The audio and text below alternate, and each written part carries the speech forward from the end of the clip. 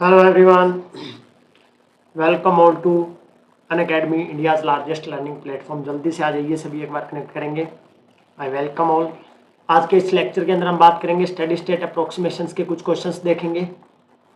Topic के बारे में हम ऑलरेडी पढ़ चुके हैं कि स्टडी स्टेट अप्रोक्सीमेशन कहाँ से ड्राइव हुआ था, ये सारा डिटेल हम डिस्कस कर चुके हैं।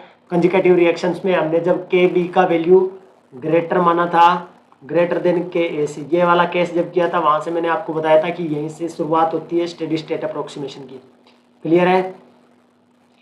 अब आज हम बात करेंगे स्टेडी स्टेट अप्रोक्सीमेशंस के क्वेश्चंस लगाएंगे एज वेल एज आरइनियस इक्वेशंस के क्वेश्चंस। आरइनियस इक्वेशंस पे कुछ क्वेश्चंस हम आज डिस्कस करेंगे इस लेक्चर के अंदर।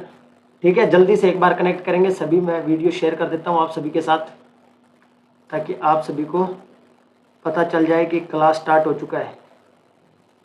जल्दी से एक बार सभी कनेक्ट करेंगे। एक मिनट। इसके अलावा outside batch for life science start हो चुका है दोस्तों, ज्वाइन कर सकते हैं आप इनको, लाइफ साइंस के स्टूडेंट्स। और ग्रुप में मैंने आपको शेयर कर दिया है ताकि आपको आइडिया हो कि क्लास स्टार्ट हो चुका है, टाइमिंग का आपको पता चले। ठीक है जी, चलिए जी, ऑलरेडी शेयर हो चुकी है क्लासें। चलिए देखिए, ये 29 सितंबर से बैच स्टार्ट हो चुका है दोस्तों। इसके अलावा अगर हम बात करें आउटसाइड बैच की, फिजिकल साइंस के लिए revision batch course on commerce 15 सितंबर से, तो ये जो स्टूडेंट्स कॉमर्स के हैं या फिजिकल साइंस के हैं उनके बैच स्टार्ट हो चुके हैं। केमिकल साइंस के बैच भी स्टार्ट है 15 सितंबर से 23 सितंबर से। स्पेशल क्लासेस का मामला बहुत ज़ोरदार है। स्पेशल क्लासेस बोले तो फ्री क्लासेस, फ्री क्लासेस। और आज पहला लेक्चर होगा अपना यहाँ एरोमेटिसिटी का, फ्री क्लासेस बिल्कुल फ्री है। इनको देखने के लिए आपको सिर्फ BCAM10 कोड यूज करना है और इनको आप अनलॉक कर सकते हो सभी क्लासेस को। आज मैं जो टॉपिक स्टार्ट करने जा रहा हूं वो एरोमेटिसिटी। एरोमेटिसिटी आज पहला लेक्चर होगा एरोमेटिसिटी का, शाम को 6 बजे मिलेंगे एरोमेटिसिटी के साथ। स्पेशल क्लासेस में आपको क्या क्या फीचर्स मिलते हैं देखिए, interactive live classes, poll, raise hand का option, never miss class, lecture notes any time anywhere. मतलब आप रिकॉर्डेड लाइव देख सकते हैं, लेक्चर नोट्स आपको क्लास के बाद मिल जाते हैं। और आज जो पहला लेक्चर होगा उसका नाम है एरोमेटिसिटी। पहला लेक्चर एरोमेटिसिटी, वैसे तो बहुत लेक्चर हो चुका है, 100 प्लस लेक्चर ले चुका हूँ। एरोमेटिसिटी का आज पहला लेक्चर होगा। इसके अलावा ये देखिए, ये वाले 14 पार्ट इसके मैंने कंप्लीट करवा दिए हैं। क्लास 14 14 क्लास कंप्लीट हो चुका है। लाइफ साइंस की classes Unacademy CSIR net YouTube पे स्टार्ट हो चुकी है, जो पहले दूसरे चैनल पे हुआ करती थी। इसके अलावा 3 मंथ का सब्सक्रिप्शन है, उसका प्राइस मुन्ना लोग हाइक कर सकता है बहुत जल्दी। जल्दी से एक बार सभी कनेक्ट करेंगे फटाफट से। और BCAM10 कोड आप यूज कर सकते हो प्लस सब्सक्रिप्शन के दौरान 10% डिस्काउंट के लिए। और अगर इसके साथ ही हम बात करें तो स्पेशल क्लासेज को अनलॉक करने के लिए, स्पेशल क्लासेज को अनलॉक करने के लिए अनअकैडमी प्लेटफॉर्म के ऊपर, जैसा कि आपको पता है, 2 टाइप का सब्सक्रिप्शन है, plus and iconic. Plus and iconic, अगर मैं प्लस की बात करूं तो लाइव क्लासेज मिलता है, टेस्ट एंड क्विज मिलता है, अनलिमिटेड एक्सेस मिलता है, स्ट्रक्चर्ड कोर्स मिलता है। मतलब आपको लाइव क्लासेज के साथ साथ क्विज, टेस्ट और अनलिमिटेड एक्सेस, ये बहुत जोरदार मामला है। किसी भी एक बैच के अंदर इनरोल होकर आप सभी एजुकेटर का वीडियो देख सकते हैं। आपके पास टाइम होना चाहिए, बस शर्त ये है भाई, आपके पास टाइम होना चाहिए। आप कितना भी वीडियो देखें, रिकॉर्डेड देखें, लाइव देखें, जैसे देखें। आइकॉनिक के अंदर ये एक्स्ट्रा फीचर्स मिलते हैं आपको, एक्सपर्ट गाइडलाइंस, टेस्ट एनालिसिस वगैरह। ठीक है। और अगर अनअकैडमी सब्सक्रिप्शन लेने की बात करें तो अनअकैडमी लर्नर ऐप डाउनलोड करना पड़ेगा। और आज की क्लास का सुन लो, 6 PM एरोमेटिसिटी। आज SSA और स्टडी स्टेट अप्रोक्सीमेशन और आरइनियस थ्योरी के कुछ क्वेश्चंस हमें लगाने वाले हैं इस लेक्चर के अंदर। अगर प्लस के सब्सक्रिप्शन की बात की जाए, 3 मंथ, 6 मंथ, 12 मंथ, 24 मंथ, ठीक है, ये कितना है अपने पास, 10% डिस्काउंट इस पे आप पा सकते हो BCAM10 कोड यूज करके। ठीक है दोस्तों। इसके अगर अलावा हम बात करें प्लस आइकॉनिक पे, 6 मंथ, 12 मंथ एंड 24 मंथ, यहाँ भी आपको 10% डिस्काउंट BCAM10 कोड के साथ। क्लियर है? इसके अलावा ये आपको card, net banking, UPI, EMI, cash, ये सब आपको मिलता है।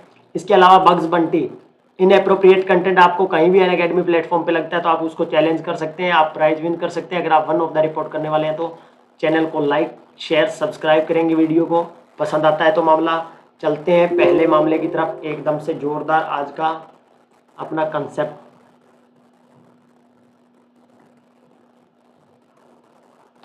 जल्दी जल्दी से आंसर देने आप सभी को। देखिए कल हमने ग्राफ के बारे में कुछ बात कर रहे थे, कुछ ग्राफ के बारे में डिस्कशन अपना चल रहा था। कल जब सेशन हमने एंड किया था तो कुछ ग्राफ आपके सामने थे ये वाले। तो सबसे पहले ग्राफ से पहले मैं कुछ क्वेश्चंस डिस्कस कर लेता हूं, उसके बाद आर्यनियस थ्योरी के कुछ ग्राफ्स जो बनेंगे जो लास्ट टाइम हमने नहीं किए थे उनको हम सॉल्व करेंगे। क्वेश्चन नंबर 1 दिसंबर 2017 का आपकी स्क्रीन के ऊपर आ चुका है दोस्तों, स्टेडी स्टेट अप्रोक्सीमेशन का। और स्टेडी स्टेट अप्रोक्सीमेशन के बारे में हम डिटेल में पढ़ चुके हैं एसएस से। क्या था? शॉर्ट लिविंग स्पीसीज, इंटरमीडिएट जो प्रोडक्ट और रिएक्टेंट में नहीं होते, ड्यूरिंग रिएक्शन बनते हैं और रिएक्शन के दौरान ही वो खत्म हो जाते हैं, उनके ऊपर स्टेडी स्टेट अप्रोक्सीमेशन लगाया जाता है। बेसिकली मैं ये बोल सकता हूं कि जो शॉर्ट लिविंग स्पीसीज है उनका रेट d/dt क्या होता है? 0 होता है, मतलब उनका चेंज नहीं होता। ये मैं तुमको बता चुका हूं, लास्ट वाले लेक्चर आपने देखे होंगे तो आपको कंफर्म याद होगा, नहीं है तो भी आपका ये क्वेश्चन बन जाएगा बहुत आसानी से। जल्दी से एक बार इसका आंसर करेंगे। क्वेश्चन नंबर 1 का दिसंबर 2017 का क्वेश्चन है ये, जल्दी से आंसर करें साहब। कल मैंने आपको 3 फॉर्मूले बताए थे, कल सिर्फ 3 फॉर्मूले बताए थे, वो आर्यनियस इक्वेशन से रिलेटेड थे। स्टेडी स्टेट अप्रोक्सीमेशन से कैसे करोगे? देखो सबसे पहले आपको इसमें क्या फाइंड आउट करना है? सबसे पहले आपको फाइंड आउट करना है कि हमको डायरेक्ट, अगर मैं रेट की बात करता हूं, रेट की बात, यहां हमसे क्या पूछ रहा है? कंसंट्रेशन ऑफ आई पूछ रहा है हमसे। अगर रेट पूछता तो हम क्या लिखते हैं? रेट ऑफ रिएक्शन क्या होगा? K2I। और हमको पता है कि जब भी रेट लिखते हैं तो उसके अंदर इंटरमीडिएट स्पीसीज को हम नहीं रखते, मतलब जो रिएक्शन के दौरान ही बना, रिएक्शन के दौरान ही खत्म हो गया, उसकी कंसंट्रेशन को हमको निकालना पड़ेगा यहां से, मतलब इसको एलिमिनेट करना पड़ेगा। तो इसकी जगह हमें आई का वैल्यू पुट करना पड़ेगा। और इसने डायरेक्ट तुमसे क्या पूछ लिया? बस यही पूछ लिया, कंसंट्रेशन ऑफ आई। रेट पूछता है तो यहाँ वैल्यू पुट कर देते थे हम। कैसे निकालोगे भाई साहब? बोलो जल्दी से आंसर कीजिए फटाफट से, क्या होगा आंसर? बहुत सिंपल क्वेश्चन है, सबसे आसान क्वेश्चन बोल सकता हूं स्टडी स्टेट अप्रोक्सीमेशन का आज तक का। इसको स्टडी स्टेट अप्रोक्सीमेशन का सबसे आसान क्वेश्चन हो सकता है ये। देखते ही आंसर बनना चाहिए। आंसर कीजिए भाई फटाफट से, आंसर कीजिए मुन्ना लोग, जल्दी से जल्दी से आंसर किया जाए मुन्ना लोग, फास्ट आंसर करो यार, ऐसे मजा नहीं आएगा, फिर ऐसे सेशन का मजा नहीं आएगा। जल्दी से आंसर कर दो बस, एकदम से फास्ट, वेरी फास्ट। देखो भाई साहब हम लोग करते हैं सोल्व। देखो सबसे पहले मुझे पता चला कि सर सबसे पहले तो मैं इंटरमीडिएट को देख लेता हूं कि ए से आई बना और आई खत्म हो गया, पी में कन्वर्ट हो गया, मतलब आई रिएक्शन के दौरान बना और रिएक्शन के दौरान ही वो क्या हो गया? एंड हो गया। मतलब रिएक्टेंट में मेरे पास ए था, प्रोडक्ट में मेरे पास पी था, इसके अलावा कुछ नहीं था। ऐसी स्पीसीज जो रिएक्टेंट और प्रोडक्ट के अलावा रिएक्शन के दौरान बनती है, मीन शॉर्ट लिविंग स्पीसीज, उन्हीं के ऊपर हम क्या लगाएंगे? एसएस से लगाएंगे। और स्टेडी स्टेट अप्रोक्सीमेशन क्या कहता है कि ये जो स्टेडी स्टेट अप्रोक्सीमेशन क्या था कि उसका कंसंट्रेशन सेम रहता था। अगर तुमको याद हो तो मैंने ऐसे करके बताया था, ए बी सी, ये स्टार्टिंग में 10 था, ये 0 0 थे, ये 9 था, फिर ये 1 था, ये 0 था, ये 8 हुआ, ये 1 हुआ, ये 1 हुआ, ये 7 हुआ, ये 1 हुआ, ये 2 हुआ। तो मैंने बीच वाले को ये बोला था तुमको कंसंट्रेशन सेम रहता है, जिसकी वजह से हम क्या बोलते हैं? उसका rate d/dt short living species का क्या होगा? 0 होगा। तो इसका कहने का क्या मतलब है कि जितना, मैं ऐसे बोल सकता हूं, rate of formation of I is equal to rate of deformation of I. भाई जितना बना, जिस रेट से बना उसी रेट से क्या हो गया? खत्म हो गया। जिसी रेट से बना उसी रेट से खत्म हो गया। मुझको क्या करना होगा? पहले मैं इसका रेट ऑफ फॉर्मेशन लिख लेता हूं, वो क्या होगा? तुम कहोगे सर डायरेक्ट ही K1 ए हो जाएगा, क्योंकि इसका बनना किस पे डिपेंड कर रहा है? ए की कंसंट्रेशन पे। और रेट ऑफ डिफॉर्मेशन में क्या लिखोगे? K2I, और दोनों इक्वल है तो आई का वैल्यू निकालना। बस इतना सिंपल क्वेश्चन था CSIR नेट दिसंबर 2017 का। अगर इस आई को निकालूंगा इधर है तो सिंपल सा है K1/K2, और इधर क्या हो जाएगा? ए। आंसर सही आ चुका है, किसका है? अलीशा का ठीक आ चुका है। ठीक है, तो यहां से आई का वैल्यू क्या आ गया? आई का वैल्यू आ चुका है मुन्ना K1/K2A। आंसर 4। बोलो भाई साहब, बिल्कुल सिंपल सा क्वेश्चन था। नेक्स्ट क्वेश्चन लगाया जाए। 4 आंसर ठीक आ चुका है एकदम से। नेक्स्ट क्वेश्चन की तरफ बढ़ा जाए। नेक्स्ट क्वेश्चन लगाइएगा साहब। नेक्स्ट क्वेश्चन गेट 2013, गेट 2013 का क्वेश्चन है, स्टेडी स्टेट अप्रोक्सीमेशन का ही क्वेश्चन है ये भी। क्या बोला गया है देखो सुनो, for the first order conjugative reactions conjugative reactions में करवा चुका हूं डिटेल में तुमको, अगर लेक्चर्स लगातार देखे तो तुमको पता होगा, मैं इस पे पूरी डिटेल में चर्चा कर चुका हूं, इसके क्वेश्चंस भी लगा चुका हूं। आपसे पूछा गया है कि under steady state approximation SSA को आपको अप्लाई करना है टू द क्यू, इसने बता ही दिया तुमको किस पे अप्लाई करना है, क्यू पे अप्लाई करना है। द वेरिएशन ऑफ पी का वेरिएशन, क्यू का वेरिएशन और आर का वेरिएशन ग्राफिकली कैसे होगा। यहां आपको दिया हुआ है कंसंट्रेशन, यहां आपको दिया है टाइम, मतलब ये ऐसा बोल रहा है कि मेरे पास पी था, पी से क्यू बना, क्यू से आर बना, पी से क्यू बना और क्यू से आर बना, तो इनका कंसंट्रेशन कैसे चेंज करेगा विद टाइम, ये आपको बताना है। कौन सा ग्राफ सही होगा, वैसे तो मैं आपको ये डिस्कस कर चुका हूं। कौन सा केस है ये, के बी ग्रेटर देन के सी वाला, के बी ग्रेटर देन के ए वाला, ये वाला केस मैंने आपको डिस्कस किया था, अगर आपने लेक्चर्स देखे होंगे तो। अगर नहीं देखे होंगे तो भी आपका क्वेश्चन बनेगा एकदम से क्लियर कट। अलीशा का आंसर ठीक आ चुका। देखो इस क्वेश्चन को समझने के लिए एक चीज समझो पहले, थोड़ा सा क्वेश्चन तो हो ही जाएगा, थोड़ा सा इसको समझ लो डिटेल में। भाई मेरे पास ए था, ए से बी बना और बी से ऐसा पी क्यू लिख लेते हैं, पी क्यू, पी था, पी से क्यू बना और उससे से आर बन गया। लेट्स सपोज मेरे पास टाइम टी 0 के ऊपर जब रिएक्शन स्टार्ट नहीं हुआ तो मैं पी लेके चला था, मान लीजिए उसका कंसंट्रेशन था 10 मेरे पास, और इसको मैं बोल रहा हूं कांस्टेंट ए था, ये कांस्टेंट बी था, K1 और K2 बोल दो, A बोल दो, B बोल दो, कुछ भी बोल दो। मैंने बोला टाइम t0 के ऊपर क्यों बना ही नहीं था, ना R बना था, दोनों का कंसंट्रेशन 0। ये केस कब आता है, देखो स्टडी स्टेट अप्रोक्सीमेशन का मैंने आपसे बोला था, कब आपको सबसे पहले मिला था। हमारे पास दो केस हुआ करते थे।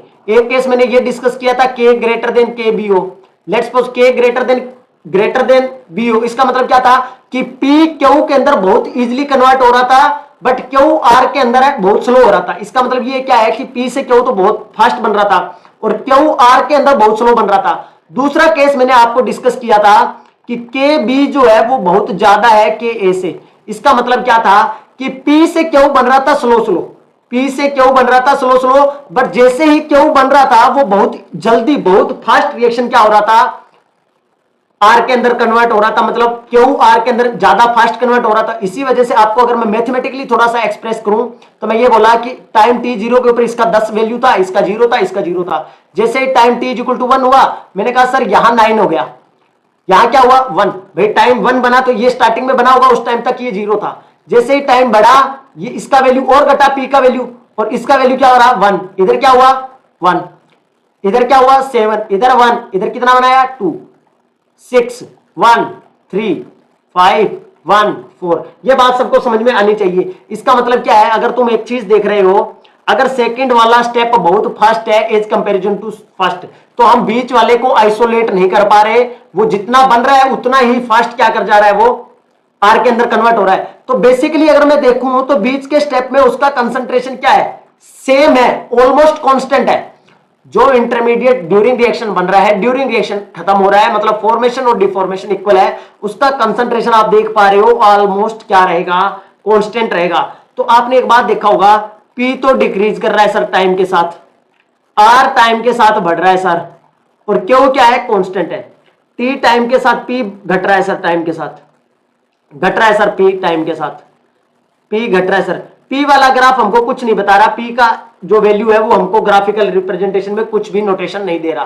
बट अगर मैं बात करता हूं किसकी, क्यू की, क्यू की देखते हो तो पहले बढ़ रहा है, पहले बढ़ रहा है फिर घट रहा है, पहले बढ़ रहा है फिर घट रहा है, फिर बढ़ रहा है फिर घट रहा है।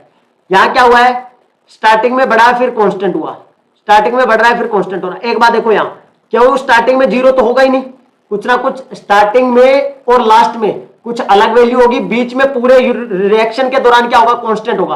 तो आप देख पा रहे होगे क्यू का वैल्यू कांस्टेंट है अप्रोक्सीमेट, थोड़ा सा बढ़ा उसके बाद तो जितना बन रहा था वही क्या हो गया कांस्टेंट। जैसे 1 का वैल्यू स्टार्टिंग में था वही कांस्टेंट हो गया। ग्राफ आपको दिखाई दे रहा होगा सी वाला, पी वाला लगातार घट ही रहा है, ये जब तक स्टार्ट हुआ उसके बाद ये क्या हो गया ऐसे। ये ग्राफ मैं ऑलरेडी तुमको एक्सप्लेन कर चुका हूं, आई थिंक सबको क्लियर हो गया होगा ये वाला मामला कि ग्राफिकल रिप्रेजेंटेशन पे। बोलिएगा, बोलो साहब जल्दी से एक बार रिप्लाई कीजिएगा। इसके अलावा मैंने तुमको इसका भी ग्राफ करवाया था, जब के ग्रेटर देन के बी हो, मतलब पहला स्टेप ज्यादा फास्ट हो सेकंड स्टेप से, ऐसा ग्राफ मैं तुमको ऑलरेडी करवा चुका हूं।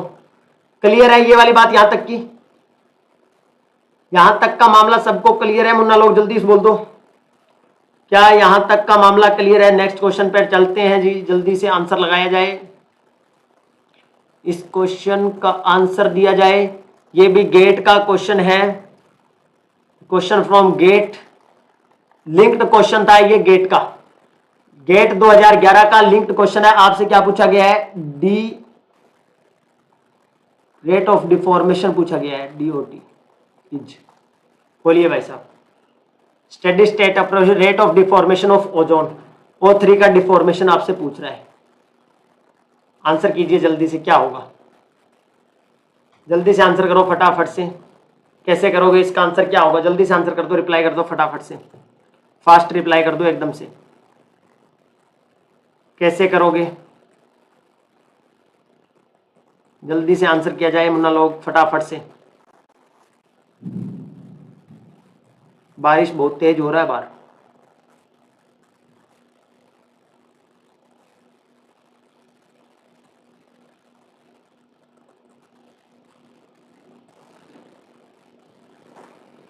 जल्दी से आंसर कीजिए, जल्दी से फटाफट से।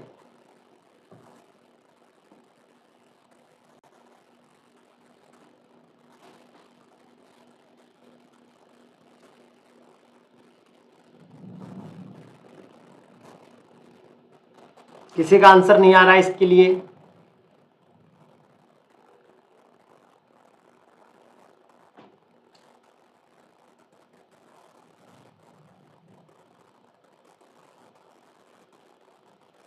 करो भाई करो, फटाफट से आंसर करो। देखो रेट ऑफ डिफॉर्मेशन तुमसे पूछ रहा है, ठीक है। अगर रेट लिखूंगा तो क्या लिखा जाएगा, ओजोन का, ओजोन का, ओजोन का।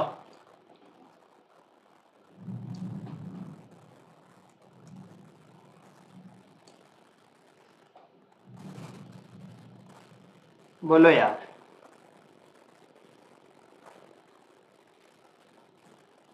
किसी का आंसर नहीं आया है अभी तक, अभी तक किसी का आंसर नहीं आया है। रेट लिख लो, रेट में ओ की वैल्यू पुट कर दो बस। रेट लिख लो, रेट लिख लो, लास्ट स्टेप से पहले तो रेट लिख लो। रेट लिखने के बाद क्या करोगे, स्टेडी स्टेट अप्रोक्सीमेशन लगाओ, ओ का वैल्यू निकालो और ओ का वैल्यू पुट कर दो।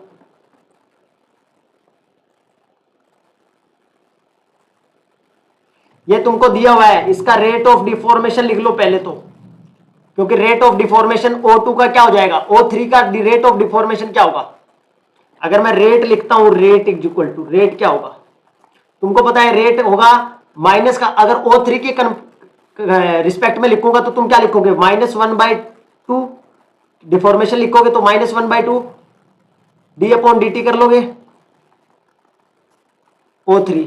और तुमको रेट ऑफ डिफॉर्मेशन निकालना है तो डिफॉर्मेशन में हम क्या नहीं लगाते, कांस्टेंट नहीं रखते, स्टोइकियोमेट्रिक कोएफिशिएंट नहीं रखते, तो ये 2 इधर आ जाएगा, 2 इंटू रेट आ जाएगा, और इधर मेरे पास क्या आएगा, -dO3/dt। ये बात कितने लोगों को समझ में आई कि मेरे पास जो रिएक्शन दिया गया है पहले उसमें मैंने उसका रेट लिखा, रेट लिखा तो मैंने कहा -1/2, क्योंकि इसके आगे कोएफिशिएंट, स्टोइकियोमेट्रिक कोएफिशिएंट 2 है, 1/2 माइनस का d/dt, और ये क्या आ जाएगा अपने पास, कंसंट्रेशन ऑफ ओजोन। अब तुमको पता है कि ये तो होता है रेट, और मुझे रेट ऑफ फॉर्मेशन और डिफॉर्मेशन लिखना है तो स्टोइकियोमेट्रिक कोएफिशिएंट को हटाना पड़ेगा, तो इसीलिए मैंने इसी टर्म को क्या कर दिया, इधर मल्टीप्लाई, मेरे पास आ गया 2 इंटू रेट, जितना रेट आएगा उसको 2 से मल्टीप्लाई कर देंगे, वही क्या हो जाएगा, रेट ऑफ डिफॉर्मेशन हो जाएगा ओजोन का। बोलो भाई साहब, इसको यहां सोल्व करना स्टार्ट किया जाए। तुम्हारा आंसर नहीं आया अभी तक किसी भी मुन्ना लोग का, किसी भी मुन्ना लोग का आंसर नहीं आया। बताओ यार कैसे करोगे, ऐसे क्वेश्चन कैसे बनेगा तुम्हारा, जल्दी फास्ट आंसर करो यार, ऐसे बात नहीं बनेगी भाई मुन्ना लोग। देखो सबसे पहले मुझे पता है कि अगर मैं इसके लिए रेट लिखता हूं, रेट मेरे पास क्या होगा, रेट इज इक्वल टू मेरे पास हो जाएगा K3O एंड O3। अब तुमको पता है कि सर मेरे पास जो रिएक्शन है उसके अंदर O3 है और O2 है, मेरे पास O नहीं है सर, और रेट और लॉ के अकॉर्डिंग, रेट लॉ के अंदर मैं O लिख रहा हूं, तो मुझको पता है कि इंटरमीडिएट की कंसंट्रेशन या इंटरमीडिएट की टर्म को हम फाइनल रेट लो में नहीं रखते, तो मुझे यहां से क्या निकालना पड़ेगा, O का निकालना पड़ेगा। SS से अप्लाई करूंगा, SS से क्या कहता है, रेट ऑफ फॉर्मेशन ऑफ ए, क्या लिखोगे, rate of formation of O। O का फॉर्मेशन इक्वल टू क्या होगा, rate of deformation of O। जितना O बना होगा उतना खत्म हुआ होगा, इसीलिए वो ना रिएक्टेंट में था ना प्रोडक्ट में, ड्यूरिंग रिएक्शन बना, ड्यूरिंग रिएक्शन वो खत्म हो गया। इतनी बात क्लियर है कि नहीं है? सबको बोलो जल्दी से। तो अब मैं रेट ऑफ फॉर्मेशन लिख लेता हूं पहले ओ का। तुमको पता है कि यहां ओ बन रहा है साहब, इसका बनना किस पे डिपेंड किया होगा? O3 पे और M पे किया होगा। और K1 है तो मैंने क्या लिख दिया? K1MO3। यहां तक किसी को कोई डाउट है तो बोलो। MO3K इक्वल है। अब तुम क्या करोगे? Rate of deformation. Rate of deformation में तुमको पता है यहां O दिया हुआ है, ये कन्वर्ट हो रहा है, तो यहां क्या होगा? K2 आ जाएगा साहब। K2 के साथ क्या रहेगा? साथ में देखो O2 भी है, O भी है और M भी है, तो क्या लिखूंगा? ऑक्सीजन O2 एटम है, साथ में M है। ये मेरे पास रेट ऑफ डिफॉर्मेशन इस रिएक्शन के अकॉर्डिंग है। यहां भी तो डिफॉर्म हो रहा है ना, O से O3 बन रहा है, मतलब O खत्म हो रहा है, तो यहां भी क्या लिखेंगे? K3O and O3। अब इनको इक्वल करने के लिए मुझको क्या निकालना है? बेसिकली मुझको O की वैल्यू निकालनी है, क्योंकि मुझको देख चुका हूं मैं कि जब इस क्वेश्चन के अंदर हमसे पूछा गया है rate of deformation of ozone, और जो कि मैं निकाल चुका हूं 2R। अगर मैं यहां से R निकाल लेता हूं, ये बेसिकली क्या है? R ही तो है। R मैं निकाल लेता हूं तो जो वैल्यू आएगी उसको मैं 2 से मल्टीप्लाई कर दूंगा, 2 से मल्टीप्लाई करूंगा तो मेरा आंसर आ जाएगा। बोलो क्वेश्चन क्लियर हो रहा है कि नहीं हो रहा? किसी का आंसर भी नहीं आ रहा भाई, पता नहीं कुछ समझ में आ रहा है कि नहीं आ रहा तुमको? पता नहीं तुमको समझ में आ भी रहा है कि नहीं आ रहा? मुन्ना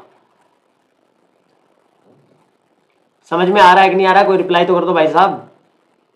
कहीं मैं अकेला ही बोलता ही चला जा रहा हूं, तुम बाद में कहोगे सर समझ में नहीं आया मामला। तो अब देखो मेरे पास यहां भी O है, यहां भी O है, इस O को मैं कॉमन ले लेता हूं सर। O को मैंने बाहर निकाल लिया, मेरे क्या क्या बनेगा? K2 बनेगा। इधर से K2 के साथ O2 आएगा, साथ में M भी आएगा, और अंदर क्या आएगा? K3 आएगा, और उसके साथ O3 आएगा। K3 आएगा, O3 आएगा, और इक्वल टू मेरे पास क्या है? K1MO3। बोलो यहां तक की बात समझ में आई कि नहीं आई? इस वैल्यू को मैं यहां लिख रहा हूं, इस वैल्यू को मैं यहां लिख रहा हूं, इस वैल्यू को। ऑक्सीजन का वैल्यू, O का वैल्यू निकालोगे तो तुम्हारे पास क्या आ जाएगा? ये O का वैल्यू आएगा इंटरमीडिएट का, ये टर्म ऊपर आएगा एकदम से, क्या है मेरे पास? K1M और साथ में क्या है? O3, और डिवाइड बाय क्या लिखोगे? सिंपल, ये सारा टर्म इसके डिवाइड में ले जाओगे। क्या लिखा हुआ है? पहला क्या है? K2O2M प्लस में क्या है? K3O3। और इसी वैल्यू को अब मुझे यहां पुट करना है सर, एकदम से क्या करना है? मुझे यहां पुट करना है। तो इसको मैं साफ कर दे रहा हूं साहब, ये स्पेस खाली कर रहा हूं। देख लो भाई, जिसको देखना है स्क्रीनशॉट लेना वो ले लेगा वीडियो को रोक के, क्योंकि ये क्वेश्चंस अगर तुमने फाइनल देखो, गेट और नेट का कोई क्वेश्चन आप स्किप नहीं करके जाओगे। मैंने पहले भी बोला है कि लास्ट टाइम पे जितना प्रीवियस ईयर क्वेश्चन तुम लगा लोगे, थ्योरी तो तुमने पढ़ी लिया होगा, क्योंकि तुम जून के लिए तैयारी कर रहा था, कोई तो जनवरी से लगा हुआ है, कोई कभी से लगा हुआ है, तो थ्योरी तुमने बहुत पढ़ा हुआ है, तुमको सब पता है। और नहीं भी पता है तो तुमको इतनी बात भी तो पता होगी ना, स्टेडी स्टेट अप्रोक्सीमेशन पढ़ रहे हो, नहीं पढ़ा का तो भी कोई दिक्कत नहीं है, डायरेक्ट क्वेश्चन लगाओगे तो भी बनेगा। ये एक ऐसे टॉपिक्स है जो बिना थ्योरी के भी किए जा सकते हैं। तो मेरे पास रेट था साहब O एंड O3, और साथ में क्या था? K3 था। मेरे पास K3 का वैल्यू तो यहाँ है, O की वजह मैंने यहाँ वैल्यू पुट किया, तो K1MO3, और साथ में एक O3 पहले से ये वाला ऑलरेडी है। नीचे क्या आएगा? K2O2M plus K3O3। बोलो यहाँ तक की बात समझ में आई कि नहीं आई? अगर मैं इसको थोड़ा सा सिंप्लीफाइड फॉर्म में लिखता हूँ, जैसे एग्जामिनर ने लिखा होगा, सिंप्लीफाइड फॉर्म में अगर लिखते हैं तो नीचे वाले में तो कोई सिंप्लीफिकेशन नहीं किया हुआ। देखो K2 है, M है, K3 है, O3 है, K2 है, O2 है, M है, K3 है, O3 है। क्लियर है? उसके बाद यहां देखो, यहां क्या लिखा हुआ है? K1 K3 O3 का स्क्वायर। तो यहां इन्होंने क्या किया? ये दो O3 है, तो इसको तुमने सिंपल ऐसे लिख दिया K3 K1 M O3 का स्क्वायर, क्योंकि दो है तो स्क्वायर लिख दिया, डिवाइड बाय नीचे वाला portion as it is same रहेगा। बोलो यहां तक मामला क्लियर है क्या मुन्ना लोग? बस अब ये हमारे पास क्या आया है? आर का वैल्यू आया है। ये मेरे पास सिंपल आया रेट, और मुझको क्या निकालना है? मुझको क्वेश्चन में कुछ अलग ही पूछा गया है सर। मुझे तो O3 का डिफॉर्मेशन पूछा गया है, जो कि मैंने बोला था 2R के इक्वल है। तो इसको तुमसे 2R करने के लिए जो चीज निकालनी है उसको 2R से मल्टीप्लाई करोगे, तो यहां भी क्या करना पड़ेगा? 2 करना पड़ेगा। तो इसके अकॉर्डिंग तुम्हारा आंसर देख लीजिए, ए आंसर बन रहा है कि नहीं बन रहा? जल्दी से बोलो भाई साहब, क्या ए आंसर सबका बन रहा है कि नहीं बन रहा? रिप्लाई करेंगे सभी। Very good afternoon, very good afternoon. Question clear हुआ? ये गेट का क्वेश्चन है, गेट 2011 का। क्या ये क्वेश्चन क्लियर हुआ तुमको? गेट 2011 का ये क्वेश्चन क्लियर हुआ कि नहीं हुआ मुन्ना लोग? जल्दी से बोलो, जल्दी से रिप्लाई करो फटाफट से। गेट 2011 का ये क्वेश्चन क्लियर हुआ कि नहीं हुआ? तुमको आंसर निकल गया क्या? नहीं निकला तो एक बार अलग से फिर से ट्राई करना, नहीं समझ आए तो फिर सॉल्यूशन दोबारा देखना। बोलो भाई साहब, बोलो रे बोलो, जल्दी से रिप्लाई तो करो, क्लियर हुआ कि नहीं हुआ मामला? एकदम से मामला क्लियर हुआ कि नहीं हुआ?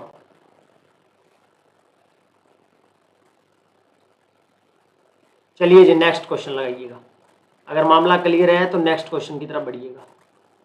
नेक्स्ट क्वेश्चन फिर से गेट 2016 का क्वेश्चन है, गेट 2016 का क्वेश्चन है। ये भी वैल्यू लिख देता हूं, यहां लिखा हुआ है 10⁵ K1 का वैल्यू तुमको दिया गया है 10⁵ दूसरा वैल्यू दिया है K2 का वैल्यू तुमको दिया गया है 10 और K1 का वैल्यू, ये K-1 का वैल्यू आपको दिया गया है 10⁴ और आपसे पूछा गया if the steady state approximation can be applied on I पे अप्लाई कर रहा है steady state approximation, observed rate constant of the product क्या आएगा? बोलिए जल्दी से आंसर कीजिए फटाफट से, एक बार जल्दी आंसर करो भाई फटाफट से, क्या आएगा आंसर?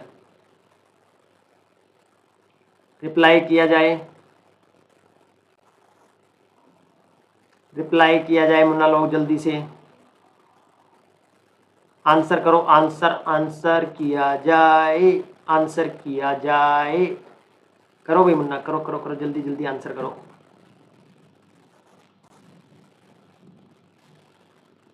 देखो तुमको मैंने बोला था चाहे तुम स्टडी स्टेट अप्रोक्सीमेशन से कर लो, चाहे तुम इक्विलिब्रियम कांस्टेंट वाला लगा के कर लो, आंसर तुम्हारा सेम आएगा, क्योंकि यहां हमसे वैल्यू पूछ रहा है।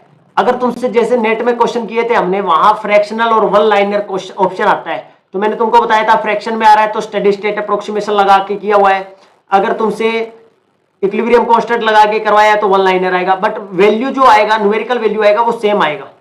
ऐसी बात हम कर चुके हैं लास्ट टाइम। जल्दी से आंसर करो बस। अब तुमको यहां तुमको के का वैल्यू निकालना है, बस एक जो ऑब्जर्व कांस्टेंट है वो निकालना है, ऑब्जर्व रेट कांस्टेंट। जल्दी आंसर करो भाई, कैसे करोगे, क्या आएगा? शुभ सकाल, शुभ सकाल, शुभ संध्या, बहुत बढ़िया भाई,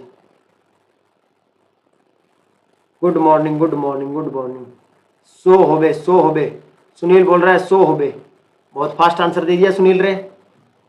पिछला क्वेश्चन था जबरदस्त, एकदम लाजवाब क्वेश्चन। देखो भाई मेरे पास क्या है, मैं अगर रेट लिखता हूं, रेट लिखूंगा तो तुम डायरेक्ट ही बता दोगे सर डीपी और डीटी क्या हो जाएगा मेरे पास है, K2I हो जाएगा, K2I हो जाएगा। ये बात सबको क्लियर है? क्योंकि ये तो फर्स्ट स्टेप है, इक्विलिब्रियम वाला स्टेप फर्स्ट होता है। के इक्विलिब्रियम क्या होगा स्टेप के लिए? के इक्विलिब्रियम तुम बोलोगे सर K1/K-1 और K1/K-1 करोगे तो I left right hand side upon left hand side, product upon reactant. Clear है? यहां से तुम आई का वैल्यू निकाल लो, क्योंकि रेट के अंदर आई का वैल्यू है और आई क्या है, इंटरमीडिएट है, तो उसका तो हम वैल्यू रखेंगे नहीं, तो आई का वैल्यू मैंने यहां से निकाल लिया साहब। आई का वैल्यू क्या आ गया, K1/K-1 और इनटू में क्या आ जाएगा, ए और बी। यहां तक की बात क्लियर है? बस इस वैल्यू को तुमको यहां पुट करना है, क्या बनेगा, K2 K1 K-1 और ए एंड बी, और यही क्या है, ऑब्जर्व्ड रेट कांस्टेंट है। बस वैल्यू पुट कर दो, K2 का वैल्यू पुट कर दो, K1 का वैल्यू पुट कर दो, K-1 का वैल्यू पुट कर दो। यही तो पूछ रहा है। K2 का वैल्यू कितना है, 10 है, और K1 का वैल्यू कितना है, 10⁵ है, और K2 का वैल्यू कितना है, 10 है, 10⁴ है। बोलो भाई साहब, तो 4 से ये कटेगा 10 पे, तो 10 × 10 कितना बनेगा, 100।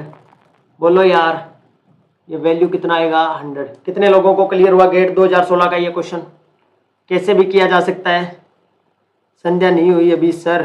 हाँ मैंने बोल दिया, गुड मॉर्निंग बोल दिया था बाद में मैंने इंग्लिश में, ठीक है, मैंने बोल दिया था, फिर मैंने फिर यही बोल दिया था। बोलो हो गया भाई ये क्वेश्चन क्लियर सबको? नेक्स्ट क्वेश्चन पे बढ़ा जाए, नेक्स्ट क्वेश्चन पे बढ़ा जाए। तो देखो एक बात सुनना, हमने ये एक बात की थी, मैंने वो आपको बताया कि अगर तुमसे जैसे हमने कल क्वेश्चन किए थे, आपको अगर फ्रैक्शनल वैल्यू फ्रैक्शन में आया हो आंसर आपका, जैसे आपसे रिलेशन ड्राइव करवाता है कि कौन सा स्टेप सही है कौन सा सही है। तो आपको जैसे यहां इसने बोला स्टेडी स्टेट अप्रोक्सीमेशन, मैंने स्टेडी स्टेट अप्रोक्सीमेशन नहीं लगाया, मैंने डायरेक्ट किससे कर लिया, इक्विलिब्रियम कांस्टेंट से, क्योंकि ये अपने लिए इजी पड़ता है थोड़ा सा, मतलब टाइम टेकिंग नहीं होता। तो अगर तुमसे ऐसा रिलेशन पूछे तो तुमको वही लगाना है जो पूछा है, क्योंकि अगर वन लाइनर आ रहा है आंसर, अगर वन लाइनर आंसर आ रहा है तो इसका मतलब उसने स्टेडी स्टेट अप्रोक्सीमेशन नहीं इक्विलिब्रियम से निकाला है, और अगर स्टेडी स्टेट अप्रोक्सीमेशन लगाएगा तो फ्रैक्शन में आंसर आएगा। और यहां तो हमको कोई दिक्कत नहीं है चाहे फ्रैक्शन में आए, क्योंकि यहां तो न्यूमेरिकल वैल्यू पुट करके और क्या निकालना है, डायरेक्ट आंसर निकालना है। ये बात सबको क्लियर हुई कि नहीं हुई? क्लियर है? तो यहां तो किसी को कोई डाउट नहीं होना चाहिए था। नेक्स्ट क्वेश्चन लगाइएगा। ये हो गया, ये हो गया, ये वाला क्वेश्चन। आ जाओ भाई, आर्हेनियस इक्वेशन पे आ जाओ। कल वाले फॉर्मूले, कल वाले फॉर्मूले आर्हेनियस इक्वेशन, 3 फॉर्मूले मैंने तुमको कल बताए थे। कल मैंने तुमको 3-4 फॉर्मूले बताए थे, उसी के बेस पे तुमको आंसर देना है। D/ln upon dt EA/RT²। एक तो ये किया था हमने, क्लियर है ये वाला। एक हमने क्या किया था, K = A e⁻−EA/RT। Second formula मैंने ये याद रखने को बोला था तुमको। बोलो यार कितने लोगों को क्लियर है ये वाली बात? ये फॉर्मूले कल मैंने करवाए थे, स्क्रीनशॉट लेने को बोला था। तुमको टाइम है कि नहीं है स्क्रीनशॉट का वो नहीं पता अब, ये हमको नहीं पता अब तुमने स्क्रीनशॉट लिया था या नहीं लिया था। एक फॉर्मूला और बताया था तुमको जिसमें इंटीग्रेटेड वैल्यू लेके निकलवाया था मैंने। क्या लेके निकलवाया था? वैल्यू लेके निकलवाया था, लिमिट का वैल्यू लेके, जिसको मैंने बोला था ln K2/K1 e का EA/R T2-T1/T1 ये 3 रिलेशन मैंने बोले थे आर्हेनियस इक्वेशन के लिए, आपको याद रखने के लिए। इसके अलावा एक स्टैंडर्ड टेम्परेचर का आर्हेनियस का इक्वेशन और आता है, वो अभी तक तुमको नहीं करवाया, उस पर एक बार CSIR नेट में क्वेश्चन पूछा जा चुका है। अब तुमसे पूछा है कि इसके लिए कौन सा ग्राफ बनेगा, जल्दी से बोलो भाई, जल्दी से बोल दो। सुनील बोल रहा है ए होवे सर, खेला होवे ए होवे, बिल्कुल करो भाई, ट्राई करो सारे। 2 आंसर आ रहे हैं मेरे पास, प्रीति का और सुनील का। देखो भाई ये वाला ग्राफ है सिंपल, और ln k का पूछ रहा है अपने को, तो यहां मैं इसका लॉग जैसे नेचुरल लॉग ले लेता हूं, लॉग लूंगा। क्लास ही नहीं ली थी सर। हाँ तुम कहां लेते हो क्लास, ठीक है, क्लास कहां लेते हो तुम। तो इसका ln k बनेगा, ln a बनेगा, प्लस का ln e⁻−EA/RT बनेगा, ln से e कटेगा, ln k = ln a plus ये बार माइनस का आ जाएगा क्योंकि ये पावर बचा हुआ है, माइनस का EA/RT। बोलो ये बात क्लियर है कि नहीं है? ln k = -EA/R × 1/t plus ln a, और ये क्या है, y = mx + c। Linear equation है, ग्राफ का क्या है, लीनियर इक्वेशन। तो इस पे जब तुम प्लॉट करते हो तो कुछ, अरे कहाँ गया रे मुन्ना, अगर जब इसको प्लॉट करेंगे तो क्या आएगा, यहाँ y यहाँ x, और y की जगह ये दिया हुआ है ln x। क्या दिया हुआ है? ln x। y की जगह क्या है, ln k, और यहाँ नीचे क्या है, 1/t। और तुमको पता है ये क्या है, इंटरसेप्ट है, इंटरसेप्ट यहाँ कहीं होगा। और स्लोप कैसा है, नेगेटिव है, स्लोप नेगेटिव है, तो ये लीजिए साहब ln k decrease linearly with 1/t। बोलो क्लियर हुआ कि नहीं हुआ? बोल दो क्लियर हुआ कि नहीं हुआ ये वाला मामला? ये वाली बात क्लियर हुई कि नहीं हुई तुमको? एकदम क्लियर। देखो तुमको फिजिकल केमिस्ट्री में कुछ भी आता है नहीं आता है, फिजिकल केमिस्ट्री तुमको मुश्किल लगता है, अगर तुमने इस तरीके से क्वेश्चन भी कर लिए ना तो तुम क्वेश्चन इजीली लगा लोगे। मैं बोल रहा हूं अगर तुमको ऐसे ऐसे फॉर्मूले भी पता हुए ना यार, इतने तो रट ही सकते हो ना तुम। नंबर तुमको कोई बता दे, नंबर दे देना तुमको कोई, तुम 1 मिनट में याद कर लेते हो, ठीक है। तो यहां तुम ये मामले क्या कर लोगे एकदम से, 3 फॉर्मूले याद रखने तुमको। कल भी मैंने याद करने को बोला था, आज भी तुमको याद करने को बोला है, ठीक है। आगे बात समझ में? तो 3 फॉर्मूले रटोगे किसके लिए, आर्हेनियस इक्वेशन के लिए। ग्राफिकल रिप्रेजेंटेशन कुछ कल किया था, 1-2 ग्राफ आज भी करना है, ठीक है। नेक्स्ट क्वेश्चन लगाया जाए। ये क्लियर है ना सबको क्वेश्चन? अभी 3 ग्राफ और जबरदस्त 3 ग्राफ बचा हुआ है, वो तो करना भी बाकी है, लास्ट में करेंगे वो तो। पहले क्वेश्चंस लगाओ, क्वेश्चन लगा दिया जाए। लो भाई आ गया आंसर फिर से, दिसंबर 2016 का क्वेश्चन आ गया तुम्हारे सामने। फिर से आर्नियस का ही है, दिसंबर 2016 का आंसर है। रिएक्शन है, एक्टिवेशन एनर्जी दिया हुआ है, ratio of the constant 8 600 kelvin and 300 kelvin, के 60 अपॉन के 60 अपॉन 600 अपॉन के 300 आपको निकालना है। इज अप्रोक्सीमेटली बताना है भाई साहब, कोई तुमको ज्यादा वो नहीं बताना ना, एग्जामिनर तुमसे एक्सपेक्ट कर रहा है कि तुम्हें एकदम करेक्ट बता दो, ठीक है। वो कह रहा है थोड़ा आसपास का ही बता दो, इतने में हम तो खुश हैं, थोड़ा सा आसपास का मामला ही बता दो, इतने में हम खुश हैं। थोड़ा सा कैलकुलेशन वाला क्वेश्चन है भाई साहब, फॉर्मूले मैंने अभी जो बताए हैं उन्हीं में से यूज होंगे इसमें। फॉर्मूले मैंने तुमको जो 3 लिखवा दिए हैं वही यूज होंगे, 3 फॉर्मूले फिर लिख लो। K is equal to A E के power minus E A upon R T, formula number 2 D L N K upon D T E A upon R T square, third one L N K upon K one upon K two कर लीजिए। यहाँ साथ में क्या था अपने पास, E A upon R T two minus T one, और साथ में क्या था, एल एन ही था क्या, एल एन ही था क्या भाई साहब, देख लो यार कहाँ गया फॉर्मूला, क्वेश्चन ही कहाँ गायब हो गया। ई ए अपॉन आर था, कौन सा क्वेश्चन था भाई,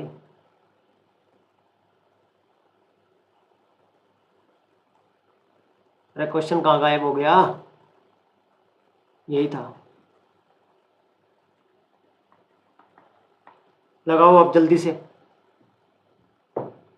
तुमको ये तो पता चल रहा है कि फॉर्मूला कौन सा यूज होगा, क्योंकि ये दिया हुआ है, 2 टेम्परेचर दिया हुआ है, तो 2 टेम्परेचर दिया हुआ है तो 2 टेम्परेचर वाला फॉर्मूला लगा दो जल्दी से, आंख बंद करके, खुली आंख में तो तुमसे लगेगा नहीं। डी आंसर भी आ गया भाई साहब, नंबर याद नहीं आते सर, बट ये बिना रटे याद रहता है।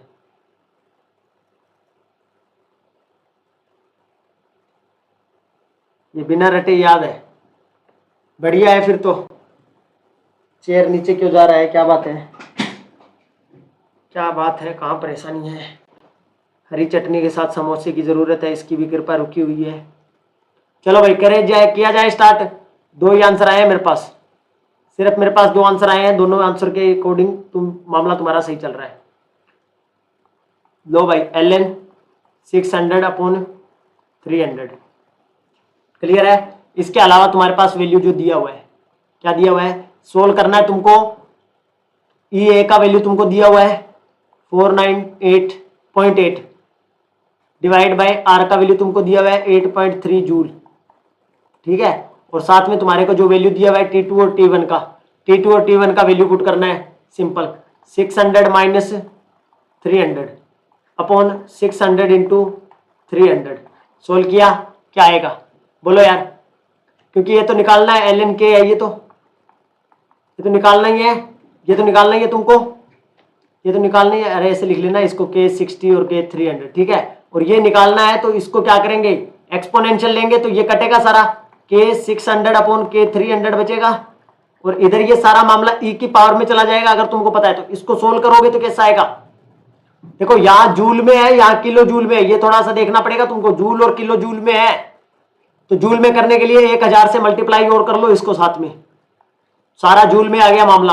अब नीचे भी अब जो टर्म है जूल पर केल्विन पर मोल वो कट जाएगा नीचे से, पर मोल पर केल्विन वाला मामला, केल्विन यहां से कट जाएगा, केल्विन यहां से कट जाएगा, इसका क्या है, जूल पर मोल पर केल्विन है, और यहां मेरे पास क्या हो गया, जूल पर मोल, जूल पर मोल से जूल पर मोल चले जाएगा, केल्विन से केल्विन कट जाएगा। बोलो रे, बोल दो रे भाई साहब, बोल दो यार। और इसको सोल्व कर लेना भाई, 10 वैल्यू आएगा, और जो तुम आंसर दे रहे हो e की पावर 10, ये कैसे हुआ, जब इसको log लिया तो इसका भी एक्सपोनेंशियल लिया होगा, तो ये e की पावर क्या होगा 10 होगा, और इधर ये ln से e कट जाएगा, एक्सपोनेंशियल लेंगे तो इधर ln है तो कट जाएगा, इधर e की पावर 10 हो जाएगा, तो ये वैल्यू e की पावर 10, सिंपल क्वेश्चन था। बोलो क्लियर है कि नहीं है, क्लियर है सबको एकदम से, क्वेश्चन क्लियर हुआ है, ये दिसंबर 2016 का। नेक्स्ट क्वेश्चन कीजिए फिर, नेक्स्ट क्वेश्चन लगाया जाए जून 17 का, राजस्थान रीट वासी है ये, रीट में देखा तुमने, रीट का मामला,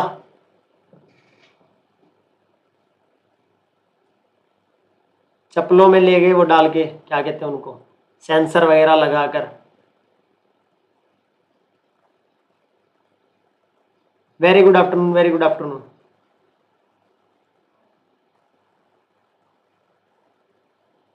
चलिए आंसर दीजिए भाई इसका, जून 17 का क्वेश्चन है, इसका आंसर करो फटाफट से।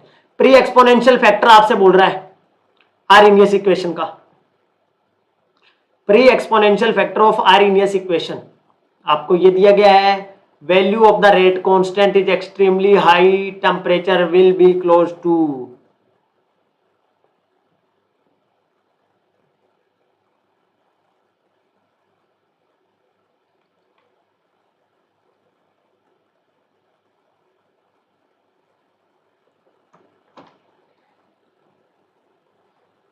जल्दी आंसर कीजिए। ये ब्लैक इसलिए किया हुआ है क्योंकि यहां इसका सॉल्यूशन था जो कि तुमको दिखाई ना दे।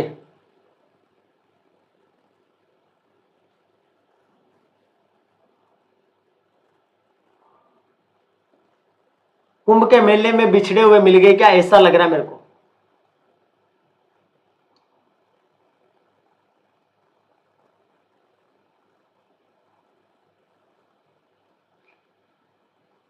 करो भाई आंसर करो जल्दी से, कोई आंसर भी दो। दो बिछड़े हुए मुन्ना मिल गए एमएससी के, कितना खुशी हो रहा है देखो इनको। कुंभ के मेले में बिछड़ गए थे, उसी टाइप से एमएससी के बाद बिछड़ गए थे। चलिए जी करो भाई आंसर करो यार फटाफट से, आंसर दो आंसर। कहता प्री एक्सपोनेंशियल फैक्टर। सर मेरी क्लासमेट मिल गई, बहुत बढ़िया, congratulation to both of you.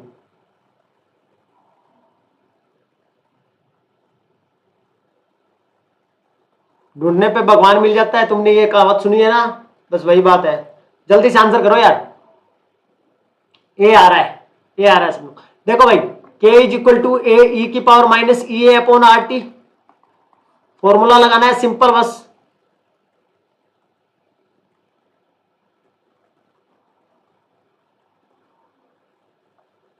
ठीक है, तो यहां से अगर तुम बात करेंगे अपने को क्या बोला गया था, वैल्यू ऑफ रेट कांस्टेंट, के बताना है अपने को, एक्सपोनेंशियल का वैल्यू, आरएनएस इक्वेशन में कांस्टेंट प्री एक्सपोनेंशियल फैक्टर आपको दिया हुआ है, ए का वैल्यू आपको दिया हुआ है 1.6 इंटू 10⁻⁻12 पर सेकेंड, और at extremely high temperature, extremely high temperature, extremely high temperature E की power minus E A upon R T, extremely high temperature बोले तो T tends to infinity, T tends to infinity.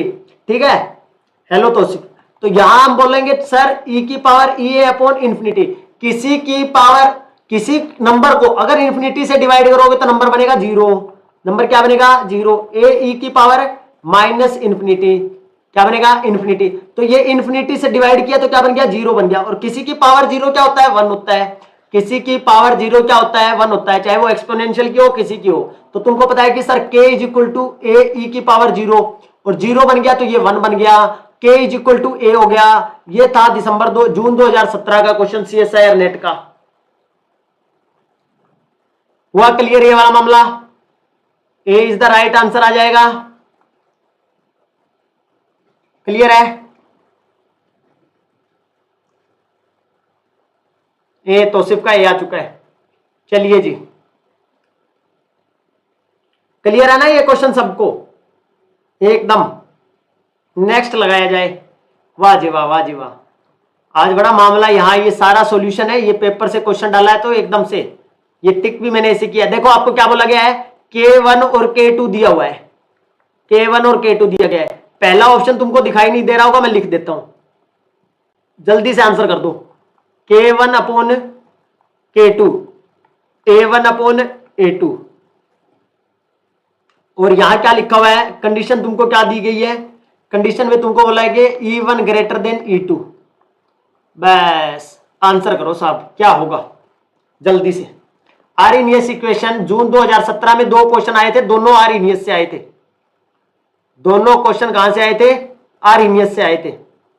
Sunil ने गलत कर दिया answer जल्दबाजी में, सुनील ने आंसर जल्दबाजी में गलत कर दिया है।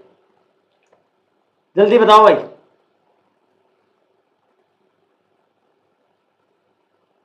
बोलो। आज एरोमेटिसिटी का पहला लेक्चर होगा, लेक्चर नंबर 1।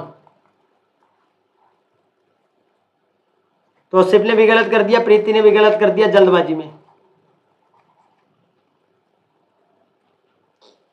बाकी बोलो, बाकी लोग बोलो भाई जल्दी से।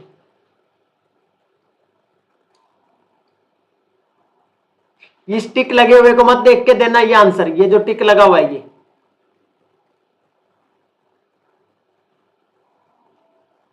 करो भाई, दोबारा ट्राई करो, गलत किया तुमने तो। बाकी लोग करो, जो जितना देख रहा है सभी आंसर करेगा। और जिसको फिर भी कॉन्फिडेंस है दोबारा कमेंट कर दे कि सर हाँ मेरा तो ठीक है, यही होगा। कोई किसी को देख के आंसर नहीं देगा। प्रीति ने चेंज कर दिया अपना आंसर, बी बोल दिया प्रीति ने।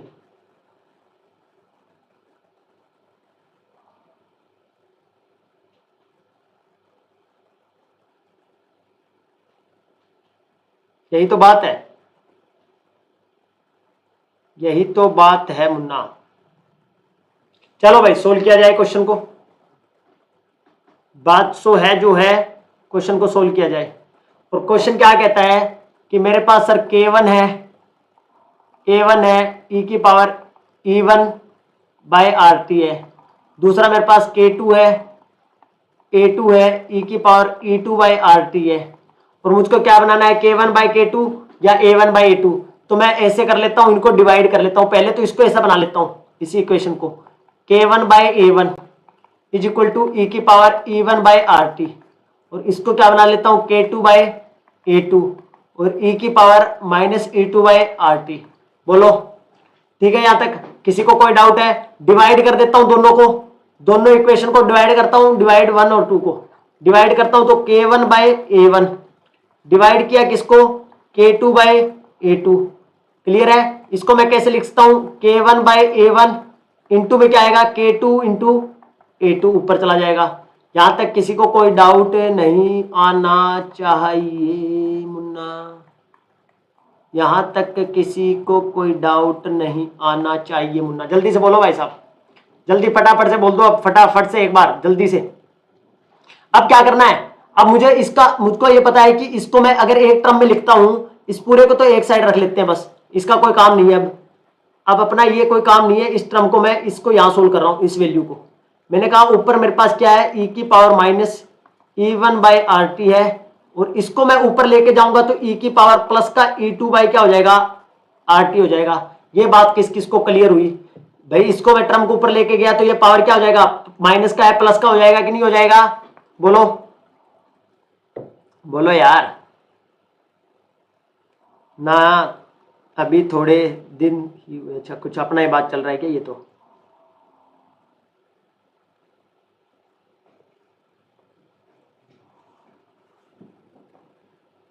ए ही होगा सर,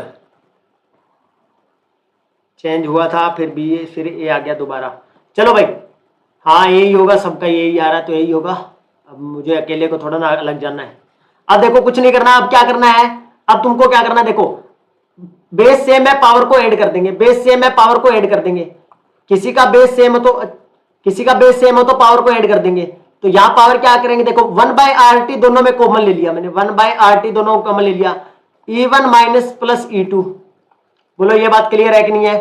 ठीक है। अब तुम देखो इधर तुम्हारे पास क्या है, K1 A2 है और K1 A1 है। अब मुझको एक बात बताओ कि यहां तुमको क्या दिया हुआ है, तुमको ये बोला गया है कि E1 जो है वो ग्रेटर देन E2 है। E1 क्या है, ग्रेटर देन E2 है। यार ये गलत कर दिया क्या कुछ मैंने, कुछ गलत हुआ है क्या?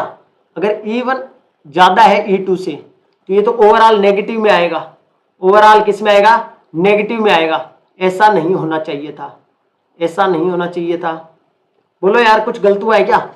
K1 अपॉन K2, या A2 है या K1 है या K2 है, क्या कुछ कोई गड़बड़ किया है क्या हमने?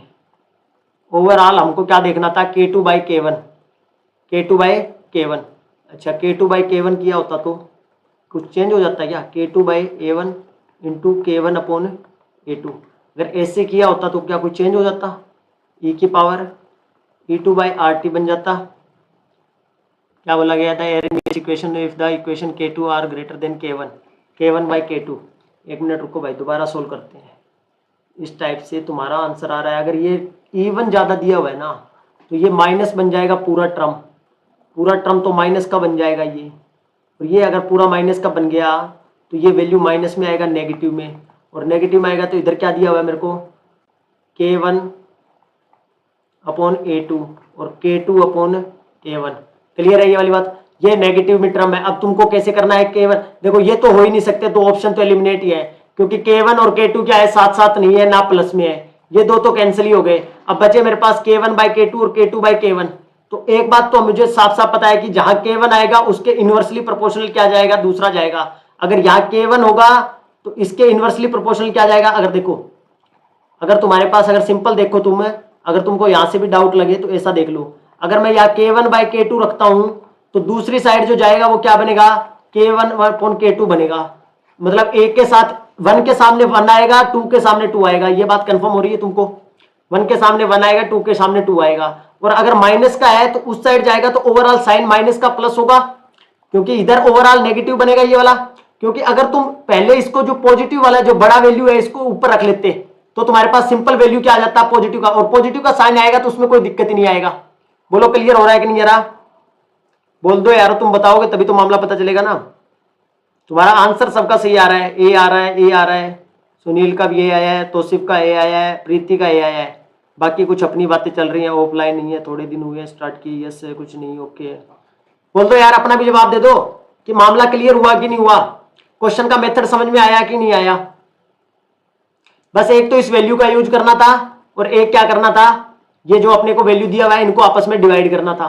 फाइनल ओवरऑल अपने को ये दो फैक्टर तो तुम्हारा देखते ही एलिमिनेट हो जाएगा, क्योंकि K1 और K2 बाय में आ रहे हैं, अपोन में। तो यहां आपको मल्टीप्लाई में दिए गए हैं तो दोनों मल्टीप्लाई में भी नहीं आ सकते, प्लस में भी नहीं आ सकते। यहां तक किसी को कोई डाउट है तो बोलो, बोलो यार। अब दो ग्राफ बनाओ, फिर एक क्वेश्चन और लगाना है। दो ग्राफ बनाओ पहले तो। ग्राफ तुमसे मैं पहला ग्राफ पूछ रहा हूं, ग्राफ नंबर 1।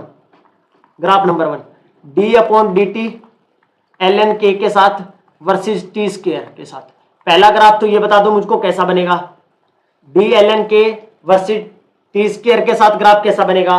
और एक बता दो d upon D T l N k का वर्सेज 1/t के साथ, दो ग्राफ।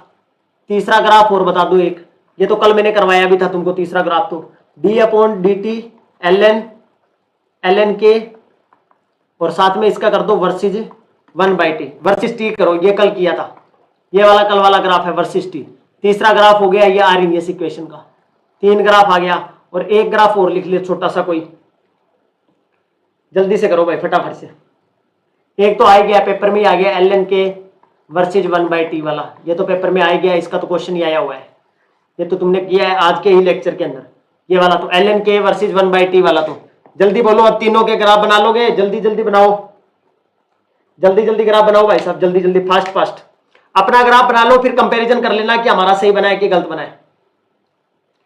जल्दी से अपने अपने ग्राफ बना दो, लाइक ठोक दो यार सारे एक बार। जो मुन्ना भूल गया है लाइक करना वो लाइक कर देगा एक बार वीडियो को, जो मुन्ना लाइक करना भूल गया है वो लाइक कर देगा एक बार वीडियो को फटाफट से।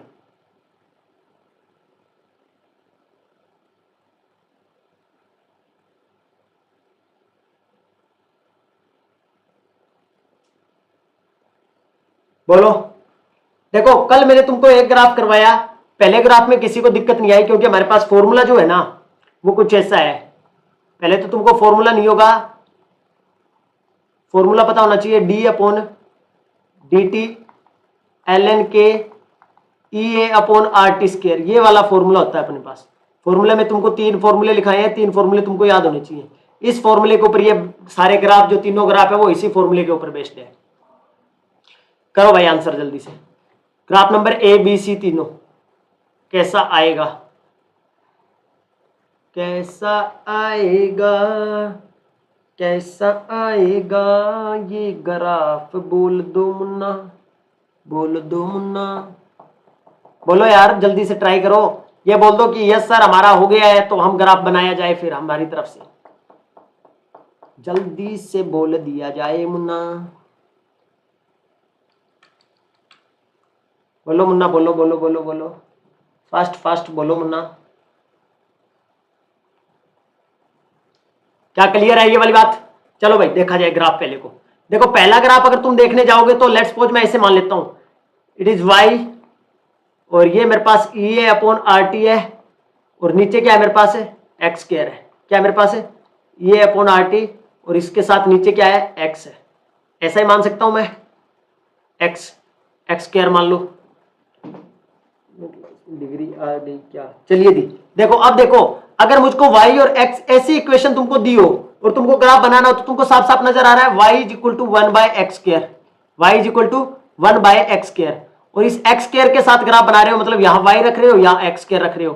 तो मैं इसे लिख सकता हूँ y is equal to x square, ये सारा कॉन्स्टेंट है तो इधर इक्वल टू क्या है कॉन्स्टेंट है, ये वैल्यू क्या है कॉन्स्टेंट है। तुम एक बात देखो अगर मेरे पास y एक्स स्क्वायर कॉन्स्टेंट के इक्वल है, भाई ये वाला और ये फैक्टर जो है ये आपस में मल्टीप्लाई में जा सकता है, ये टी स्क्वायर इसके साथ मल्टीप्लाई में जा सकता है और ये वाला फैक्टर क्या रहेगा कांस्टेंट रहेगा।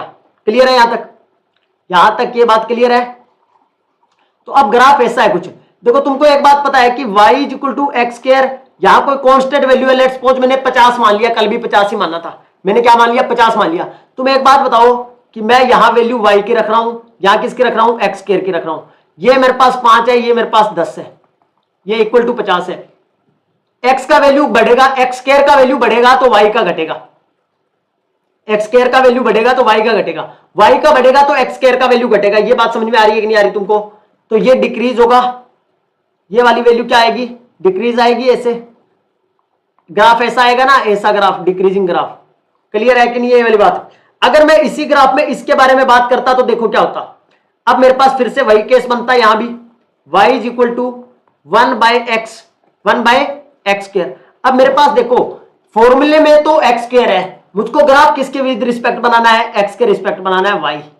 अब यहां तुम अगर ऐसे देखोगे तो तुम ये कहोगे y x square is equal to constant है, y x square is equal to constant है। अब एक बात ध्यान से सुनना, मैं एक बात कह रहा हूं कि मुझे वैल्यू तो x की बढ़ानी है, वैल्यू तो मुझको x की बढ़ानी है। अब मेरे पास यहां वैल्यू x की 1 है, यहां मेरे पास वैल्यू 2 है, यहां 3 है, यहां 4 है, ठीक है। और तुम्हारे पास जो फॉर्मूला है उसके अंदर y के साथ x स्क्वायर है, y के साथ x स्क्वायर है और कांस्टेंट वैल्यू वही सेम है, कांस्टेंट वैल्यू वही के सेम है 50 का।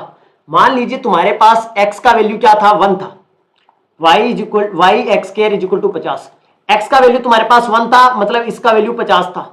ये बात सबको क्लियर है ना? अब मैंने देखो x का वैल्यू बढ़ाया 1 से 2 कर दिया, x का वैल्यू मैंने बढ़ाया 1 से क्या कर दिया x का वैल्यू 2 कर दिया। यहां फैक्टर कितने से बढ़ेगा, क्या ये 2 ही होगा?